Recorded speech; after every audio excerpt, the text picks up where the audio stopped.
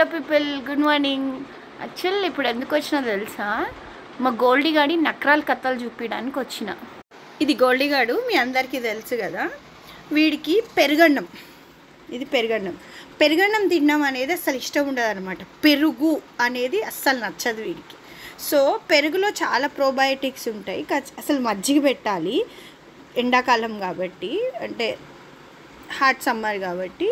But ఇంకా తప్పదని చెప్పి పెరుగు పెట్టిన. పెరుగు కూడా ఫ్రెష్గా క్రీమ్గా కొంచెం అది పుల్లగా ఉందనుకో అసలు తినడు అనమాట వీడు. సో దానికి ఎన్ని మంచం కిందకి వెళ్ళిపోవడం, మూలకి వెళ్ళిపోవడం. చూడండి ఇట్లా పెట్టినంట అసలు మూతే అటు తిప్పుకుంటాడు. ఏయ్ నడో తెరో, వాసన చూసిండు వద్దంటున్నాడు. చూడండి నడు తెరో. అంత కష్టపడి పెట్టాలన్నమాట. అసలు దానికి కూడా ఎన్ని నకరాలు చేస్తాడంటే మామూలు నకరాలు ఉండదు. మొహం చూడండి ఎట్లా పెట్టుకున్నాడు మార్చుకుని. తెరు, నోరు తెరు గోల్డీ పాప, please please Goldie. No no బేటా, నో నో, ఇట్రా ఇట్రా.